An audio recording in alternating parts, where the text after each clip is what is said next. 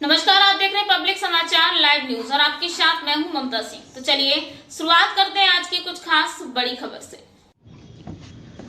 तो एक खबर हाथरस से है, जहां डीएम ने बेटे का दाखिला आंगनवाड़ी केंद्र पर कराया।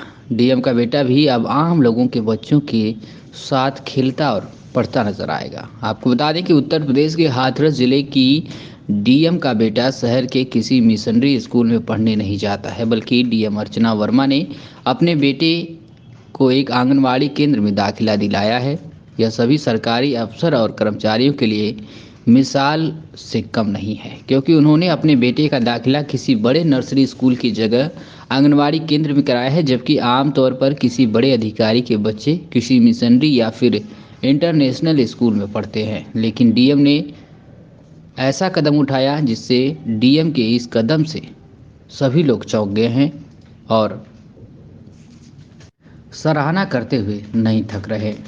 मीडिया से बातचीत करते हुए इस मामले में क्या कुछ जानकारी दी है जिला कार्यक्रम अधिकारी, सुनिए।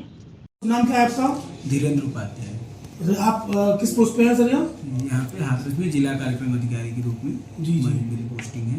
तो सर यहाँ आपके दर्शना गांव पे जो आंगनबाड़ी केंद्र है, क्या वहाँ डीएम साहब का बेटा आता है पढ़ने के लिए?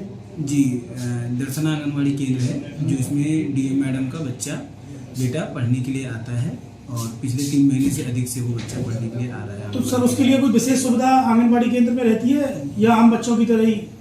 नहीं, बिल्कुल नॉर्मल बच्चे की तरह वो आता है, नॉर्मल बच्चे की तरह पढ़ाई करता है। और चूंकि बच्चे हमारे बहुत छोटे होते हैं तो उन बच्चों के बीच में ये भाव भी नहीं होता कि कौन सा बच्चा किसका बच्चा है।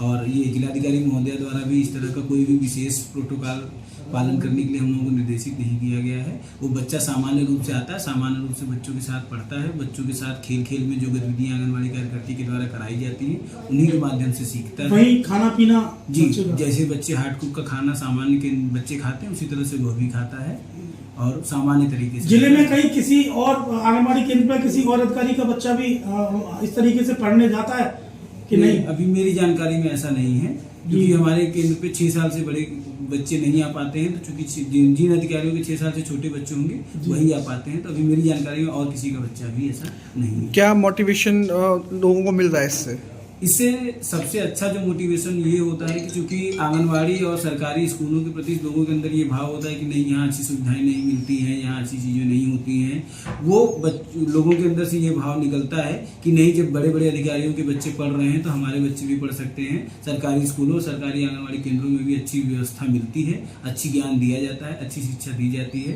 तो ये और भी बच्चे और भी लोगों के लिए प्रेरणादायक होता है और हमारे लिए भी प्रेरणादायक होता है कि हमारी आंगनवाड़ियों का मनोबल बढ़ता है कि उनके ऊपर उच्च अधिकारियों द्वारा भरोसा दिखाया जा रहा है।